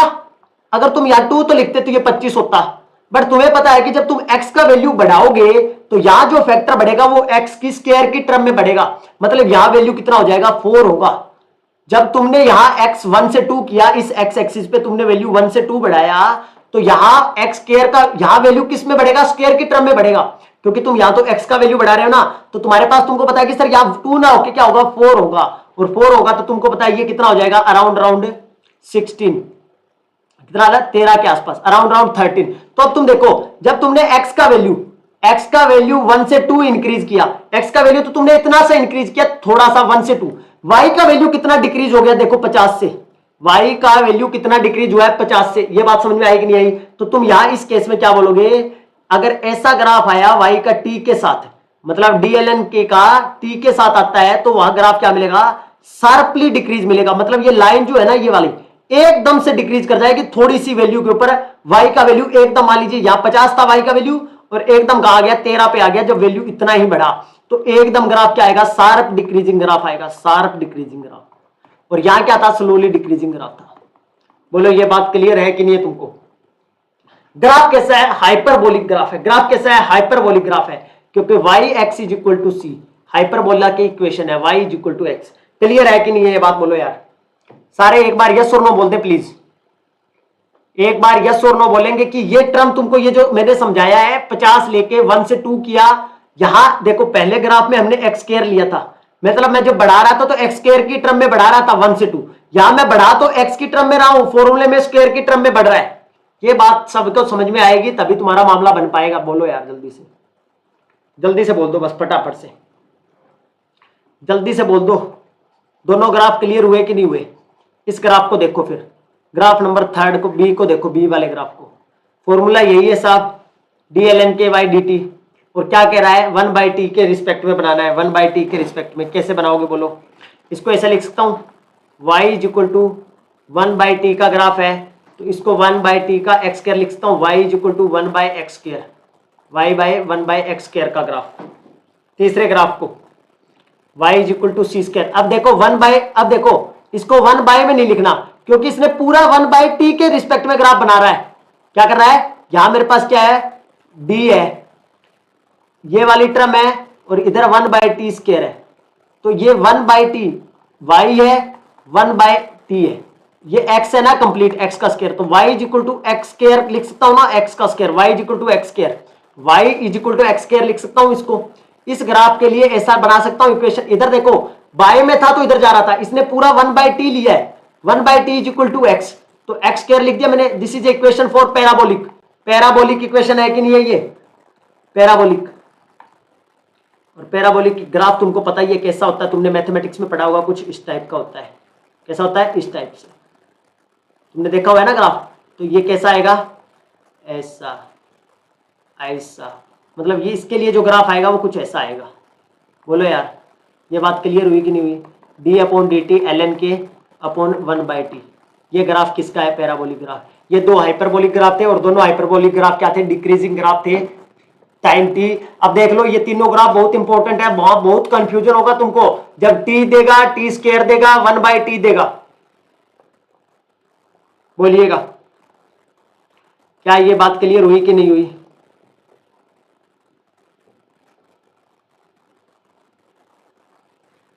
जल्दी से बोलो, जल्दी बोलो यार, फटाफट से, एकदम से फास्ट। सबको क्लियर है ये वाला मामला? अगर ये क्लियर है तो क्वेश्चन एक और कर लो। ये क्वेश्चन हो चुका है अपना, ये भी हो चुका है, ये भी हो चुका है, ये भी हो चुका है, ये भी हो चुका है, ये रहता है, ये हो चुका है, ये हो चुका है, ये हो चुका है अपना, ये भी हो चुका है। इस क्वेश्चन को लगाओ भाई, जल्दी से बोल दो। Using steady state approximation, using steady state approximation, using steady state approximation, rate of the following reaction. A से बी से सी बन रहा है, सी से ए बी बन रहा है, और लास्ट में अपने पास पी बन रहा है। इंटरमीडिएट तुमको पता चल चुका होगा क्या होगा। सर टी स्क्वायर वाला एक बार बता दो, सर टी स्क्वायर वाला एक बार बता दो, सर टी स्क्वायर वाला बता देते हैं, यही बता देते हैं। देखो तुमको बोला गया था डी एल एन, इस क्वेश्चन को करो जब तक सारे लोग। देखो ये था तुम्हारे पास d/dt ln/k और versus E/RT square, E/RT square, और तुमको RT के अब तुमको यहाँ ग्राफ, ये वाला ग्राफ बोल रहे हो क्या तुम, इस टर्म के रिस्पेक्ट में वर्सेज टी स्क्वायर बोल रहे हो या वर्सेज टी बोल रहे हो? Versus T square, versus T square एक था टी के रिस्पेक्ट में। टी स्क्वायर वाले में देखो मेरे पास फॉर्मूला देखा तो d/dt ln/k E/RT स्क्वायर था। इसको मैं ऐसे, इस RT स्क्वायर को देखो, इसको y मान रहा हूं, A/R है, इसको x स्क्वायर मान रहा हूं, ठीक है। तो y x square equal to E/RT R हो गया। ये सारा कांस्टेंट है जिसको मैंने कांस्टेंट मान लिया, इसको मैंने कांस्टेंट मान लिया। सर स्टार्टिंग में एसएससी वाला जो क्वेश्चन करवाया था प्लीज अगेन दोबारा बताना, कौन सा, कौन से वाला, ऑक्सीजन वाला या पहला ही पहला क्वेश्चन स्टार्टिंग वाला? अब देखो अगर मैंने इस एक्सिस पे y लिया, इस एक्सिस पे x स्क्वायर लिया, अब देखो यहां मैं 1 0 1 लेके चल रहा हूं, टोटल वैल्यू मैंने 50 मानी, y की वैल्यू मैंने 50 मानी, x की वैल्यू मैंने कितनी मानी, 1 मानी, x स्क्वायर की वैल्यू कितनी है, 1 है। जब मैं x स्क्वायर की वैल्यू बढ़ा रहा हूं, देखो 0 से 1 किया, 1 से 2 किया, जब मैंने x स्क्वायर की वैल्यू 1 से 2 बढ़ाई, x स्क्वायर की वैल्यू 1 से 2 बढ़ाई, तो मैंने x स्क्वायर का वैल्यू बढ़ाया है ना। यहां मैंने x एक्सिस पे x स्क्वायर लिया हुआ है, मतलब t स्क्वायर लिया हुआ है, तो यहां इसका वैल्यू कितना होगा, 25 होगा। मतलब एक नॉर्मल सा इंक्रीज आ रहा है ना, 50 से 25 हाफ वैल्यू डिक्रीज किया है। और इसी केस में अगर जब मैं यहाँ t रखता हूं, यहाँ y रखता हूं सेम, तो तुम एक बात देखते हो, यहाँ x रखता हूं तो तुम यहां देखोगे कि यहाँ 1 से 2 बढ़ेगा, 2 से 3 बढ़ेगा, तो तुम्हारे पास फॉर्मूला तो वही रहेगा सेम, क्योंकि नीचे x कह रहा, फॉर्मूला तो यही बनेगा सेम। सो फॉर्मूला तो तुम्हारे पास t वाले केस में भी यही बनेगा। बट तुमको इस बार पता है कि तुम बढ़ा वैल्यू तो x की रहे हो, तो x की वैल्यू जब तुमने 1 से 2 किया, यहां 50 इंटू 1 था स्टार्टिंग में, तो ये 50 था। जैसे ही तुमने x की वैल्यू 1 से 2 की, x की वैल्यू तुमने 1 से 2 की, तो x स्क्वायर की वैल्यू क्या हो गई, 1 से 4 हो गई कि नहीं हो गई? तो यहाँ वैल्यू 2 ना आके क्या आएगी 4 आएगी, और 4 आएगी तो ये वैल्यू बहुत घट जाएगी, तुमको पता है, और घटेगी तो तुमको पता है एक में 25 आ रही थी, टी एक्स स्क्वायर लिया हुआ था, टी स्क्वायर लिया हुआ था, तुमको क्या मिल रहा था 50 से एकदम 25 आ रहा था, और इस ग्राफ में 50 से कहां आ रही है वाई की वैल्यू एकदम 13 पे आ रही है। इसलिए मैंने बोला इसमें शार्प डिक्रीज होता है, इसमें स्लोली डिक्रीज होता है। बोलो क्लियर हुआ कि नहीं हुआ, बोलो यार, बोलो भैया अर्जु, क्लियर हो गया ये वाला क्वेश्चन? क्लियर है सबको? टी स्क्वायर वाला क्वेश्चन क्लियर हुआ? टी स्क्वायर में लीनियर डिक्रीज होगा क्योंकि मैं वैल्यू टी स्क्वायर के बढ़ा रहा हूं, क्योंकि ग्राफ क्या है y is equal to x square is equal to constant है। अगर मैं एक्स स्क्वायर की टर्म में वैल्यू बढ़ा रहा हूं, मैं कह रहा हूं कि एक्स स्क्वायर का वैल्यू 1 है, और अगला बार मैं बोल रहा हूं एक्स स्क्वायर का वैल्यू 2 है। एक मेरे पास ऐसा है कि मैं बोल रहा हूं एक्स का वैल्यू 1 है, एक्स का वैल्यू 2 है, तो एक्स का वैल्यू 2 होगा तो एक्स स्क्वायर का वैल्यू 4 हो जाएगा, उस केस में एकदम y का वैल्यू घटेगा। बोलो जल्दी बोलिएगा साहब, जल्दी से फास्ट आंसर कर दो आप। क्लियर हुआ? इसका आंसर कर दो फिर जल्दी से, स्टेडी स्टेट अप्रोक्सीमेशन इसका कर दो आंसर, इसका आंसर कर दो जल्दी से।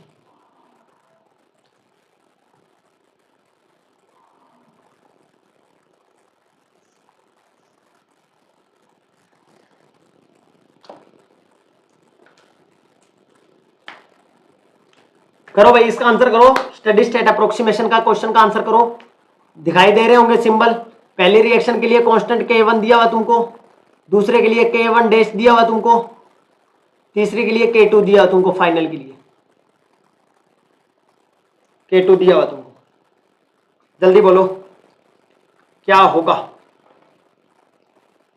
चलिए जी देखिएगा, तुम नहीं करने का हमको करने का, तुम नहीं करने का हमको करने का। देखो भाई साहब, अगर मैं इसकी रेट लिखना चाहूं तो फाइनल स्टेप से लिख दूंगा, क्योंकि ये ए बी सी बन रहा है, फिर सी बी में टूट रहा है ए बी में, तो बी सी क्या है इंटरमीडिएट है ना, सी क्या है इंटरमीडिएट है, क्योंकि फाइनल रिएक्शन में पी है प्रोडक्ट है और ए और बी रिएक्टेंट है।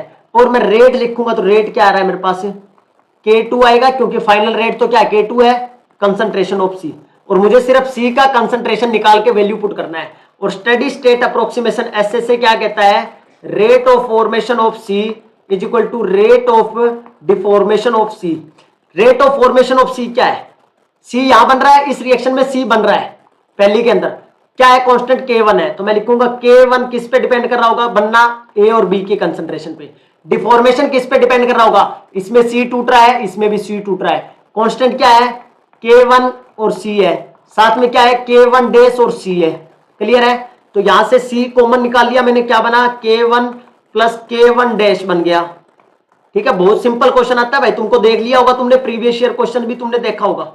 यहां से सी का वैल्यू निकालता हूं तो सी का वैल्यू निकल गया मुन्ना K1, मेरे पास K1 A इंटू बी, और डिवाइड बाय में क्या है K1 प्लस K1 डैश, और यहां वैल्यू पुट कर देता हूं, ये सी का वैल्यू यहां पुट कर देता हूं, तो मेरे पास यहां सी का वैल्यू पुट करता हूं तो क्या बनेगा, K2 तो ऑलरेडी है, एक K1 वहां से आ रहा है, ऊपर में A आ रहा है और B आ रहा है, और नीचे में क्या आ रहा है K1 आ रहा है प्लस K1 डैश आ रहा है।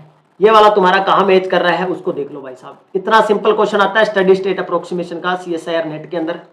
बताओ सब मुन्ना लोग का आंसर ए आ रहा है, ए सबका ये आ रहा है, बहुत बढ़िया भाई, बोल दो क्या ये मामला क्लियर है सबको, बोले यार।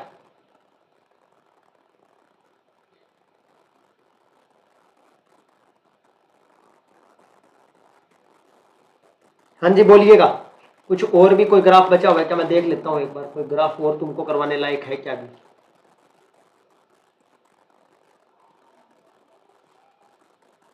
अच्छा एक और, रुको रुको रुको रुको रुको रुको, यूनिट ऑफ ए क्या होगा, यूनिट ऑफ ए, सारा इक्वेशन हो गया, अभी तो एक चीज रहती है वो बतानी तुमको, यूनिट ऑफ ए का यूनिट बताओ, ए का यूनिट यहीं कर लेते हैं, यहीं यहीं यूनिट ऑफ ए, इसी को कर लो यहीं। यूनिट ऑफ ए कौन बताएगा मुझको, unit of A, unit of A exponential para, जो प्री एक्सपोनेंशियल पैरामीटर है उसका ए, यूनिट ए, यूनिट क्या आएगा, unit unit B, answer B क्या, यूनिट यूनिट ऑफ ए का यूनिट बता दो क्या आएगा। अभी कल की क्लास जो होगी उसके अंदर पता क्या करेंगे, एडवांस काइनेटिक्स टेम्परेचर का एक क्वेश्चन आया हुआ, उसको करेंगे sir please form next time question को ऐसे ही कलर से मत लाओ, बट ब्लर है क्वेश्चन स्क्रीन। ब्लर है क्वेश्चन स्क्रीन, दिखाई नहीं दे रहा।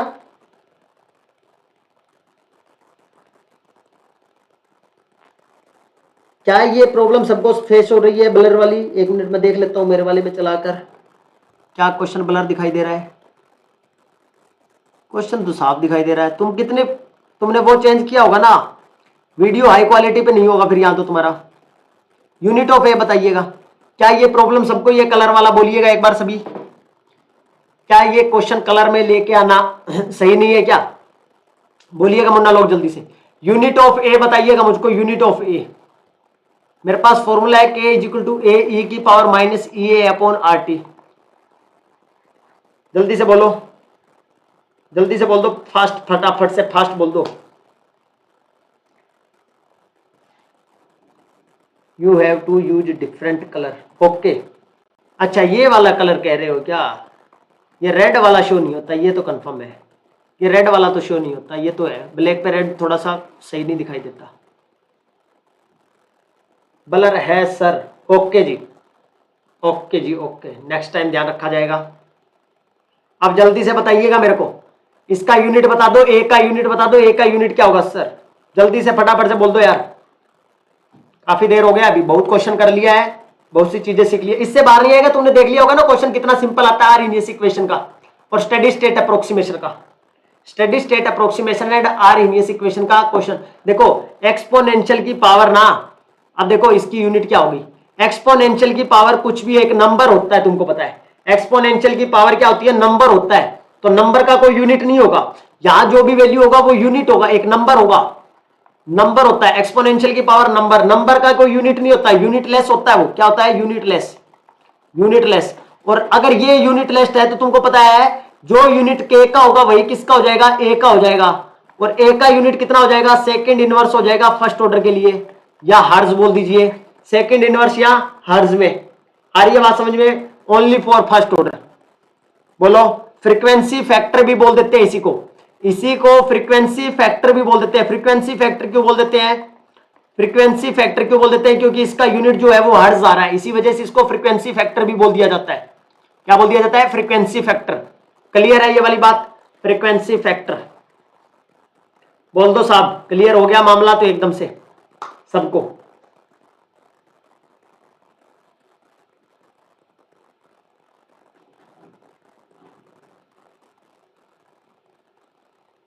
लीटर मोल इनवर्स पर सेकंड, फर्स्ट ऑर्डर होता है साहब ये, first order. First order second inverse होगा, सिंपल। क्योंकि जीरो ऑर्डर में होता है मोल पर लीटर पर सेकंड, मोल पर लीटर पर सेकंड। तुमको पता है पहले 1 minus N, N minus one ऐसे करके निकालते हैं। 1 minus N, N minus one और सेकंड इनवर्स। अगर मैं 1 की वैल्यू, एन की वैल्यू 1 रखूंगा तो ये भी जीरो हो जाएगा, मोल भी जीरो हो जाएगा। होता क्या है? मोल पर लीटर पर सेकंड। और लीटर में क्या होता है? 1 minus N, N minus one. तो जब यहां जीरो, यहां 1 पुट किया जाएगा एन का वैल्यू, तो जीरो हो जाएगा ओवरऑल। तो लीटर और मोल कट जाता है फर्स्ट ऑर्डर में, और यहां क्या आ जाएगा? सेकंड इनवर्स आ जाएगा, हर्ट्ज में आ जाएगा वैल्यू। और आपको मैं बता देता हूं आज शाम की क्लास के बारे में, 3 बजे हम मिलेंगे बायो इनऑर्गेनिक के साथ। एक टॉपिक बायो इनऑर्गेनिक का फिर खत्म करेंगे आज की क्लास के अंदर। कल हमने क्या डिस्कस किया था? विटामिन B12 के बारे में। आज हम डिस्कस कर लेंगे एक टॉपिक, कोई भी एक टॉपिक को खत्म कर देंगे आज बायो इनऑर्गेनिक का विद क्वेश्चंस। इसके अलावा 6 बजे आज मैं मिलूंगा स्पेशल क्लास पे, एरोमेटिसिटी की क्लास स्टार्ट कर रहा हूं। एरोमेटिसिटी का लेक्चर नंबर 1 होगा ये, स्पेशल क्लास के ऊपर एरोमेटिसिटी लेक्चर नंबर 1। क्लियर है? मिलेंगे ऐप के ऊपर, 3 बजे मिलेंगे यूट्यूब के ऊपर, और 6 बजे मिलेंगे ऐप के ऊपर। और 12 बजे तुमसे मुलाकात हो गई है काइनेटिक्स को लेके, फिजिकल केमिस्ट्री को लेके। तो वीडियो पसंद आई हो तो लाइक ठोक देना दोस्तों। धन्यवाद आप सभी का। किसी को कुछ पूछना है तो पूछ सकता है, कोई भी मुन्ना लोग बेझिझक अपना सवाल रख सकता है।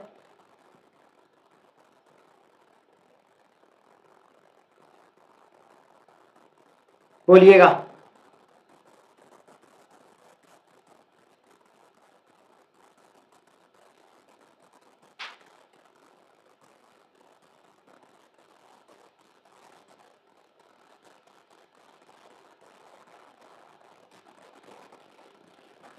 चलिए धन्यवाद आप सभी का, थैंक यू सो मच।